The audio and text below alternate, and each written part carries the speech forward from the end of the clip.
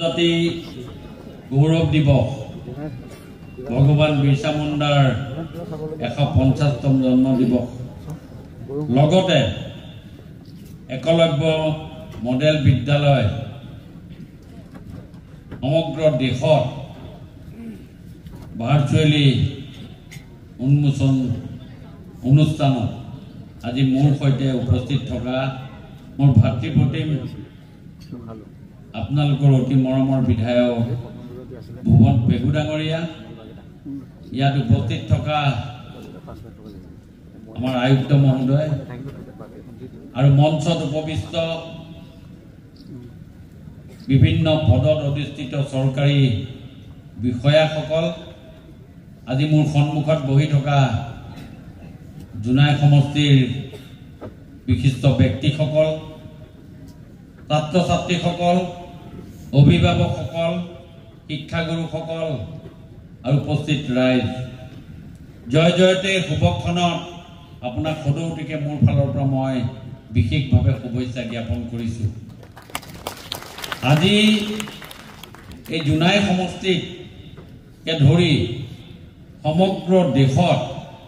ভাৰতৰ প্ৰধানমন্ত্ৰী নৰেন্দ্ৰ মোদী ডাঙৰীয়াই ভগৱান বিৰচা মুণ্ডা আৰু একলব্য মডেল বিদ্যালয় আজি শুভ উদ্বোধন কৰিব কিছু সময়ৰ পাছতে। এই গোটেই বস্তুটো আপোনালোকে টিভি পৰ্দাত প্ৰত্যক্ষ কৰিব আৰু ভুৱন পেগু ডাঙৰীয়াই গোটেইখিনি কথা আপোনালোকৰ আগত বিশেষভাৱে আপোনালোকক বুজাই ক'লে।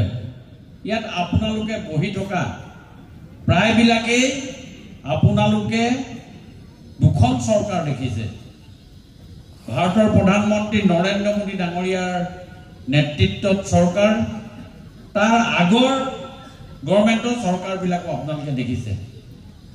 যিটো জনজাতিসকলৰ কাৰণে ইয়াৰ আগৰ চৰকাৰবিলাকৰ কামৰ নমুনা আৰু আজিৰ ডেটত ভাৰতৰ প্ৰধানমন্ত্ৰী নৰেন্দ্ৰ মোদী ডাঙৰীয়াৰ নমুনা, এই গোটেই কথাটো আপোনালোকে এই মঞ্চত বহি থাকি আপোনালোকে উপলব্ধি কৰিব পাৰিছে যে দুইটাৰে চিন্তাধাৰা কেনেকুৱা আছিল, তেতিয়াৰ দিনত চিন্তাধাৰাটো কেনেকুৱা আছিল মই কাৰো বদনাম নকৰোঁ, কিন্তু আজিৰ ডেটত আপোনালোকে কেতিয়াবা ভাবিছিলে নেকি যে এই সীমাৱৰ্তী অঞ্চলত এনেকুৱা ধুনীয়া এখন ৰেচিডেঞ্চিয়েল স্কুল হ'ব? এই কথাটো দিল্লীৰ পৰা নৰেন্দ্ৰ মোদী ডাঙৰীয়াই উপলব্ধি কৰিছিল আৰু তেওঁলোকে এটা ফৰ্মুলা বনাইছিল আৰু এই ফৰ্মুলাৰ মতে আজি জোনাই সমষ্টিত ইমান ধুনীয়া প্ৰায় 41 কোটি টকা, আপোনালোকে ভাবকচোন 41 কোটি টকা আগৰ দিনৰ ট্ৰাইবেল ডেভেলপমেণ্টৰ কাৰণে, ট্ৰাইবেল এফেয়াৰ্ছ মিনিষ্টাৰৰ কাৰণে এখন ৰাজ্যৰ এটা বছৰ এলোকেশ্যন নাছিল, কিন্তু জোনাই সমষ্টিত এখন স্কুলৰ কাৰণে আজি দিল্লীৰ পৰা আমাৰ 41 কোটি টকা আজি আৱৰ্তন দিছে আৰু ইয়াত এটা ঘৰ, আপোনালোকৰ এটা ধুনীয়া ভৱন, ধুনীয়া স্কুল হৈছে। ইয়াৰ কাৰণ হ'ল মোদী। মোদী মানে আপোনালোকৰ মোদীৰ এব্ৰিভিয়েশ্যনটো মই আপোনাক কৈছোঁ, মাষ্টাৰ অফ ডেভেলপিং ইণ্ডিয়া। মোদীৰ উপাধিটো মই আজি ক'লো মাষ্টাৰ অফ ডেভেলপিং ইণ্ডিয়া। এই যে জোনাইত এটা ৰেচিডেঞ্চিয়েল স্কুল হ'ব লাগে, এই চিন্তাধাৰাটো ভাৰতবৰ্ষত আৰু আগন্তুক কোনো দিনলৈ এনেকুৱা ধৰণে চিন্তা নকৰিব যে জোনাই নিচিনা এডোখৰ ভিতৰুৱা জেগাত এখন ৰেচিডেঞ্চিয়েল স্কুল হ'ব লাগে। আজি ইয়াত এটা পৰিৱেশ সৃষ্টি হৈছে পঢ়া শুনাৰ, সোমাই আহিছোঁ ইমান ধুনীয়াকৈ, তাত ইয়াতে সকলোখিনি সুবিধা ইয়াত কৰা হৈছে। ভুৱন পেগু ডাঙৰীয়াই গোটেইখিনি কথা কৈছে। মই ভাবোঁ যে এই স্কুলখনৰ লগতে গোটেইখিনি কথা আপোনাৰ আগৰ দিনত আমাৰ চিন্তা চৰ্চাৰে পৰিপুষ্ট হৈছিল। এখন সমাজ ভাল হ'বৰ কাৰণে আমাক যিখিনি বস্তু দৰকাৰ, স্বাস্থ্য লাগে, ৰাস্তা পদূলি লাগে, শিক্ষা লাগে, এই গোটেই কথাবিলাক যদি চিন্তা কৰিছিল ভাৰতীয় জনতা পাৰ্টীয়ে কৈছিল। ক'বলৈ বাধ্য হৈছোঁ, ক'ব নালাগে ৰাজনৈতিক কথা, তথাপি কৈছোঁ যে ভাৰতীয় জনতা পাৰ্টীৰ চৰকাৰবিলাকে চিন্তা চৰ্চা কৰিছিল। আজি আমাৰ এই 4 লেন যে হৈছে কোনে চিন্তা কৰিছিল এই তেতিয়াই চিন্তা কৰিছিল আমাৰ অটল বিহাৰী বাজপেয়ী ডাঙৰীয়াই 1980 চনত ইন্দিৰা গান্ধী তেখেতৰ উপদেষ্টাই কৈছিল যে ভাৰতবৰ্ষৰ ৰাস্তাবিলাক 4 লেন কৰিব লাগে 4-খৰীয়া ৰাস্তা কৰিব লাগে ইন্দিৰা গান্ধী সেই সময়তে কৈছিল যে where is money পইচা ক'ত আছে কিন্তু তাৰ পাছত যেতিয়া অটল বিহাৰী বাজপেয়ী চৰকাৰ হ'ল অটল বিহাৰী বাজপেয়ীয়ে ক'লে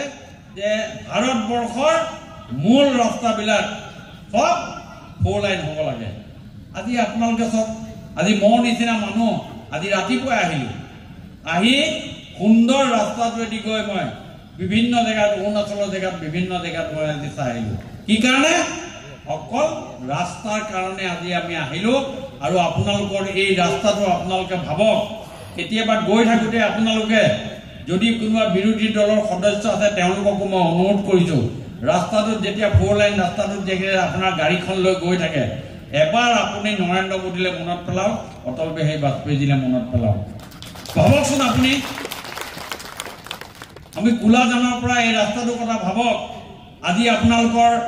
ঘৰত যেতিয়া বেমাৰ হয় এটা সময়ত ৰাতিপুৱা নাওখনলৈ চিন্তা কৰক কিন্তু আজি গধূলি মন গ'লে ডিব্ৰুগড়ত গৈ 5-star হোটেলত গৈ আপুনি খানা এটা খাই আহিব পাৰে হয়নে নহয় কওক বাৰু এইটোৱে হ'ল নৰেন্দ্ৰ মোদী ডাঙৰীয়া মই অকণমান লাইনৰ পৰা বাহিৰ হৈ গৈছোঁ এইকাৰণে কৈছোঁ আবেগত মই অকণমান বাহিৰ হৈ গৈছোঁ এই কথাবিলাক আমি চিন্তা চৰ্চা কৰিছোঁ শিক্ষাৰ ক্ষেত্ৰত আজি আমাৰ কিমান কাম আমাৰ ইয়াতে হৈছে আপোনালোকৰ এই সমষ্টিতে নাই বুলি 70 কোটি টকাৰ আমাৰ চেন্ট্ৰেল গভৰ্ণমেণ্ট আৰু ষ্টেট গভৰ্ণমেণ্টৰ মিলাই শিক্ষাৰ ক্ষেত্ৰত আমাৰ খৰচ কৰি আছে ৰাস্তাৰ ক্ষেত্ৰত আমি নকওঁৱেই বাকী ডেভেলপমেণ্টবিলাকৰ আপোনাৰ কথা মই নকওঁৱেই আপোনালোকৰ এই স্কুলখন যি আজি ব্যৱস্থা আপোনালোকক কৰিছে মই ভাবোঁ যে আপোনালোকে ল'ৰা ছোৱালীসকলক শিক্ষাৰ ব্যৱস্থাৰ ক্ষেত্ৰত কোনো ধৰণে অনীহা নকৰিব আৰু শিক্ষা গ্ৰহণ কৰাৰ পাছত আপোনালোকৰ মুখৰ আগত এখন এটা উজ্জ্বল ভৱিষ্যত আছে এই কথাটো আমাৰ অসমৰ মাননীয় মুখ্যমন্ত্ৰী ডক্টৰ হিমন্ত বিশ্ব শৰ্মা ডাঙৰীয়াই আপোনালোকক প্ৰতিপন্ন নিয়াইছে 1,41,000 ল'ৰা ছোৱালীক চাকৰি দিলে কাৰো পৰা 1 গিলাচ পানী নোখোৱাকে 1 গিলাচ পানী নোখোৱাকে চুলি কটা নাপিতৰ পৰা ঠেলা চলোৱালৈকে সৰু সৰু মানুহৰ ল'ৰা ছোৱালীয়ে আজি অসম চিভিল সাৰ্ভিসত চাকৰি পাবলৈ যোগ্যতা লাভ কৰিছে তাৰ কাৰণে দুৰ্নীতি মুক্ত হোৱাৰ কাৰণে আমিও এই কথা যেতিয়া বহলাই নকওঁ আমিও 82-81 সময়ত আমিও এইবোৰ কথা আমি ভুক্তভোগী আছিলোঁ আমিও চাকৰি পাবলৈ যোগ্য আছিলোঁ কিন্তু পইচা দিব নোৱাৰাৰ কাৰণে আমি চাকৰি নাপাই আমি বেলেগ পথেৰে আমি কাম কৰিবলৈ যাবলগীয়া অৱস্থাত হৈছিল এই কথাবিলাক আপোনালোকে উপলব্ধি কৰক আৰু এই স্কুলখনে এই পবিত্ৰ স্থানত আপোনালোকে সুন্দৰভাৱে আপোনালোকে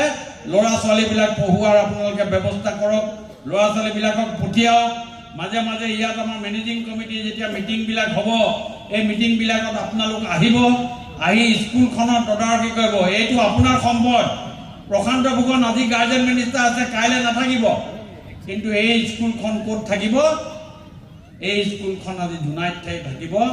জুনাইবাসীৰ কাৰণে আজি উৎসৰ্গিত এই স্কুলখনক মই নৰেন্দ্ৰ মোদী ডাঙৰীয়াক ইয়াৰ পৰাই বিশেষভাৱে ধন্যবাদ জ্ঞাপন কৰিছোঁ আজি এই অধ্যক্ষ গাৰ্জেন মিনিষ্টাৰ হিচাপে স্কুলখনৰ ফেচিলিটিজ স্কুলখনৰ ফুটবল খেলৰ ক্ৰীড়া ক্ষেত্ৰত যিখিনি ব্যৱস্থা আজি ধনুবিদসকলৰ কাৰণে যি ব্যৱস্থা এই ব্যৱস্থাৰে আপুনি আজি ক'ব নোৱাৰাকে 5 বছৰৰ পাছত দেখিব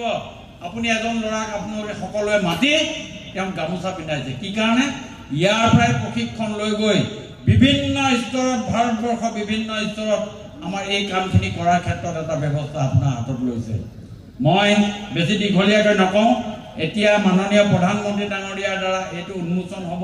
বিভিন্ন ধৰণেৰে মই ভুৱন পেগু ডাঙৰীয়াকো মই ধন্যবাদ জ্ঞাপন কৰিছোঁ আৰু মই আপোনালোকক অনুৰোধ কৰিছোঁ মাষ্টাৰ অফ ডেভেলপিং ইণ্ডিয়াৰ সুযোগ ভুৱন ডাঙৰীয়া ভুৱন